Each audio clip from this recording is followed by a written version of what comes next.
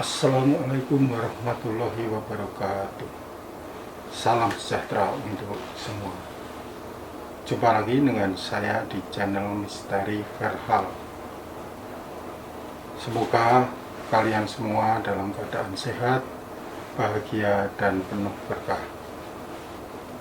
Terima kasih pada kalian yang sudah mendukung channel ini dengan memberikan komentar, like, dan subscribe. Kali ini saya akan menceritakan kisah horor yang dialami oleh Wisnu saat ia kuliah di Universitas 11 Maret beberapa tahun silam. Apa yang dilakukan oleh Wisnu sampai-sampai penunggu kos murka terhadapnya? Digertak jin penunggu kos. Simak terus tayangan ini sampai akhir agar kalian tahu apa yang dilakukan oleh Wisnu dan teman-teman sekosnya yang membuat jin menjadi marah. Sebelum saya bercerita, saya akan sedikit memberi gambaran tentang Wisnu agar kalian memahami cerita secara keseluruhan. Wisnu ini kos di daerah Tugu Jambengan. Bapak kosnya seorang ustadz, sering memberikan khotbah Jumat dan menjadi imam di masjid di dekat kos. Sementara Mbah Kos itu bapaknya bapak kos, itu rajin sholat tiap hari. Sholat malam gak pernah putus, dari jam 1 sampai jam 3 dia selalu sholat, istirahat sebentar, kemudian disambung dengan sholat subuh, dan pagi hari dia menyambung dengan sholat duha. Karena udah sepuh, Mbah Kos ini tidak pernah ke masjid. Ia sholat di rumahnya. Tentang Wisnu ini memiliki hobi yang cukup nyeleneh. Dari zaman dia kuliah, dia udah menyukai dunia-dunia gaib. Kalau teman-temannya kuliah bawanya buku, Wisnu ini bawanya keris dan akik. Kalau yang lain malamnya itu belajar di kos, Wisnu main ke kuburan-kuburan yang ada di sekitar kampus. Untung aja dia masih pakai parfum dan deodoran yang normal, belum mau memakai minyak serimpi. Wah, kalau pakai minyak serimpi udah pasti dia cepet keluar dari kampus deh, entah di DO atau entah suruh lulus lebih cepet. Karena itu kan menakutkan bagi teman-temannya. Wisnu memiliki teman bernama Udin. Ini teman bermain aja, bukan teman kuliah. Udin ini sering main ke kosnya Wisnu.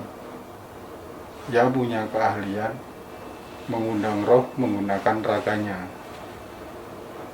Nah, kalau Udin ini main ke kos, Wisnu dan teman-teman satu kos biasanya menggelar permainan mengundang roh. Dilakukannya pada tengah malam sampai menjelang subuh. Ini sudah beberapa kali dilakukan karena karena hobi Wisnu, dan akhirnya teman-temannya juga senang karena kan itu juga bukan permainan yang menakutkan ya, karena ternyata menyenangkan juga karena kita bisa ngobrol dengan arwah, bisa ngobrol dengan makhluk gaib ya, tentang segala hal. Jadi ya kayak kita berteman aja. Nah, suatu saat pada malam Jumat Kliwon, Udin datang ke kos Wisnu. Gembira dong teman-temannya. Akhirnya udahlah, gue malam Jumat Kliwon, nanti kita ngadain permainan. Cuman Udin saat itu minta jangan mulai dari malam karena akan kecapean. Kita mulai sekitar jam 2 atau jam 3 biar biasanya menjelang subuh kan udah selesai itu. Karena kalau malam Jumat Kliwon kan lalu lintas makhluk gaib itu banyak, jadi sering keluar masuk kan, Udin akan kecapean. Ya udah, mereka sepakat, udahlah kalau gitu kita mulai jam 3 saja. Jadi nanti paling sampai setengah 5 lah, 1,5 jam.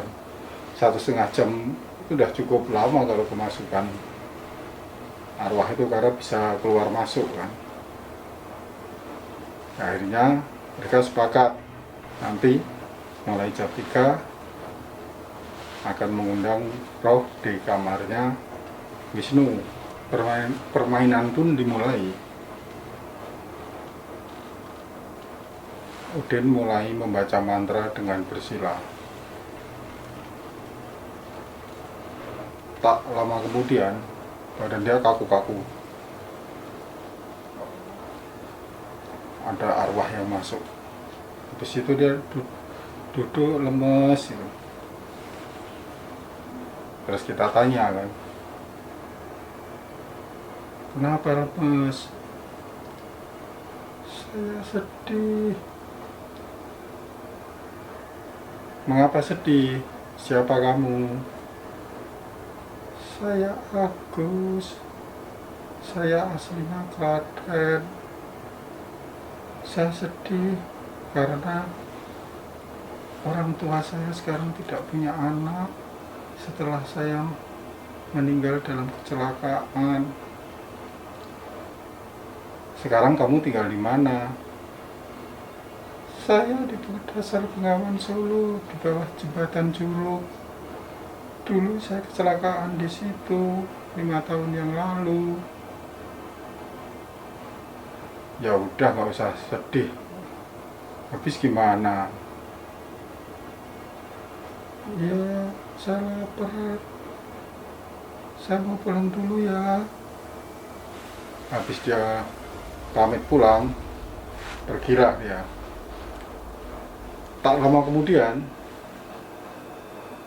Udin tiba-tiba kerasukan lagi. Masih. Ya elah, pakai bahasa Mandarin.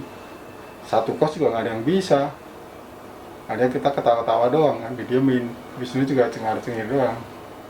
Kita diemin aja, dia ngomong macem-macem pakai gaya-gaya kungfu itu udah kita diemin aja. Lama-lama pergi sendiri dia. Setelah si Mandarin pergi, datang lagi itu. Kali ini perempuan, namanya Nawang Wulan. Kalau ini kita sudah terbiasa, jadi kita ngobrol ngalor ngidul gak jelas saja sampai menjelang subuh 4:30 itu Nawang Wulan pamit pulang, tapi ia minta dibuatkan kopi dulu. Ya udah, biasa dia emang seperti itu. Ya udah, kita beliin kopi di dekat kos tempat wedangan gerobak itu. Akhirnya dia pulang, permainan usai, masing-masing tidur semua. Udin udah langsung tidur, Wisnu semua udah balik ke kamar masing-masing. Jumat berjalan normal seperti biasa. Yang kuliah lagi, sholat Jumat udah biasa aja, seperti nggak ada apa-apa. Nah ini sore hari jam 5-an itu Wisnu sudah di kamar. Dia lagi nyetel lagu rock kesukaannya. Tapi yang kalian perlu tahu, Wisnu itu kalau nyetel lagu rock itu kayak orang Depok kalau nyetel dangdutan saat hajatan. Satu kos dengar semua, jadi semua ngerti lagu-lagu kesukaan Wisnu itu. Nah waktu dia di kamar, saya masuk ke kamarnya Wisnu, ngobrol juga nggak jelas gitu kan. Sampai menjelang maghrib, sekitar 10 menit menjelang maghrib itu, tiba-tiba kita mendengar suara kencang sekali, dua ngertak. Wah! Suara itu benar-benar di telinga kita. Saya dan Wisnu berpandangan. Siapa ya? Saya nanya gitu Wisnu. Duh, nggak tahu. Saya cek dulu deh. Wisnu keluar kos. Dia tengok-tengok di, karena kan kamar Wisnu itu langsung menghadap ke jalan. Dia tengok-tengok, nggak ada orang. Akhirnya dia balik ke kamar. Nggak ada orang tuh, siapa ya? Waduh, siapa ya? Kenapa kita dengar semua? Akhirnya Wisnu usul, mumpung masih ada Udin, nanti malam kita panggil aja. Siapa tahu kita dapat informasi dari sosok yang masuk ke raganya Udin ini. Siapa yang ngertak kita sore tadi. Ya udah, kita sepakat malamnya untuk mengadakan permainan lagi, khusus mengundang suara untuk mengetahui siapa yang gertak tadi sore itu. Jumat malam sekitar jam 11-an kita langsung memanggil Udin untuk menggelar permainan itu. Udin pun menyanggupi karena dia juga penasaran siapa yang menggertak tadi sore itu. Setelah membaca mantra,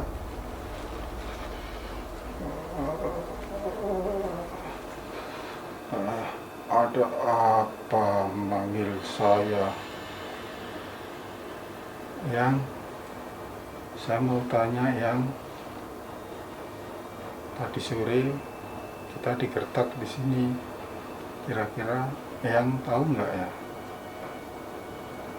Ya, saya tahu. Siapa yang? Saya sendiri. Kenapa ya? Apa salah saya? Apa salahmu? Saya tidak suka kamu mengadakan permainan-permainan seperti ini di kos ini. Itu mengganggu saya. Kalau kalian masih melakukan hal ini lagi, tanggung sendiri akibatnya. Saya nggak mau tahu. Kalian tidak boleh lagi mengadakan permainan seperti ini. Saya tidak rela kamu bermain-bermain seperti itu di sini. Setelah kakek tadi berbicara seperti itu, dia langsung pergi. Kita semua kaget kan, teman-teman satu kos itu sama Wisnu. Akhirnya kita cerita sama Udin soal yang barusan terjadi. Udin benar-benar ketakutan. Dia nggak mau lagi ngadain acara permainan di kos itu.